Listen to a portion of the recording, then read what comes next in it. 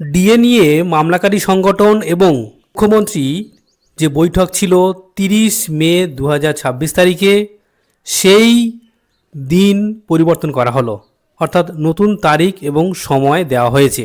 এই দেখুন বন্ধুরা, ফিনান্স ডিপার্টমেন্ট ল সেল যেখানে নবান্ন থেকে এই চিঠি যেটা দেওয়া হয়েছে, এই দেখুন মামলাকারী সংগঠন দেওয়া হয়েছে। দেখুন, the assistant secretary to the government of West Bengal কাকে দিয়েছেন না Shri Malay Mukhopadhyay, general secretary confederation of state government employees.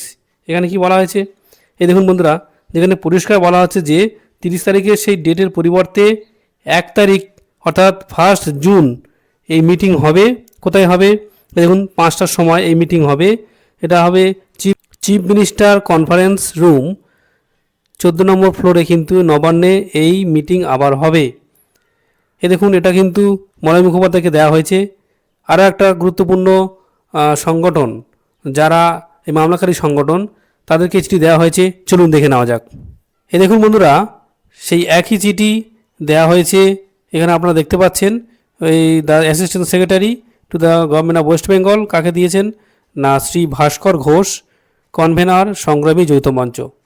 তো বুঝতেই পাচ্ছেন, এই একই যে যারা মামলাকারী সংগঠন ছিল তাদের প্রত্যেকে আলাদা করে চিঠি দেওয়া হয়েছে এবং 30 তারিখের পরিবর্তে 1 তারিখে এই মিটিং হবে, যেটা বিকাল 5টায় চিফ মিনিস্টার যে কনফারেন্স রুম 14 নম্বর ফ্লোরে। ধন্যবাদ।